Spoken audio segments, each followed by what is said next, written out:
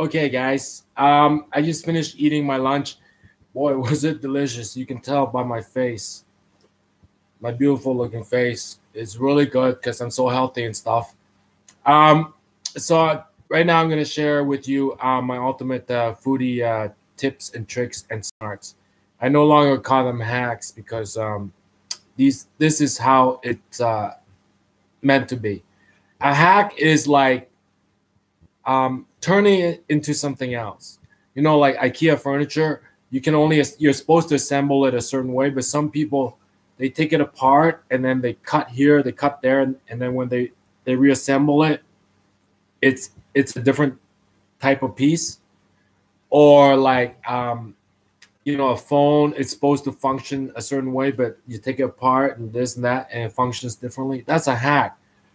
But in regards to like saving money and cooking and stuff, this is not a hack. It's a smart because it's the way it's supposed to be, and the way you get smarter, you start saving money. All right. So having said that, here goes. All right. The to smart number one. All right. Smart number one. The way you're supposed to eat is like the food pyramid, right? Get this though. At the top of the food pyramid is mankind. You might say, right?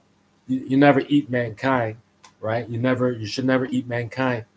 But but under mankind are like meats, and then fruits, and then vegetables, and then like all sorts of like grains like wheat and rice, right? So you're you're supposed to at the top food pyramid, which is mankind, like you never eat mankind, but you eat like the higher you go up the food pyramid, the less you eat, the less of it you eat, and the lower down on the food pyramid you are, like grains and wheat and cereal and rice, the more you eat. So that's why when you like on a spaghetti, say spaghetti, right? It has a lot of spaghetti, a little bit of meat, and some sauce, and like a little bit of cheese. All right. I'm not gonna repeat myself. It's a good tip.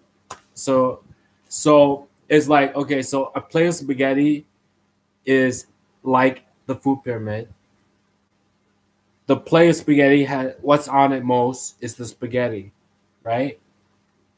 And then sauce, and then meat, and then cheese, right? And so on a food pyramid, it's like wheat and grain, and then like vegetables. Like you can say the sauce is like tomato sauce, tomato sauce.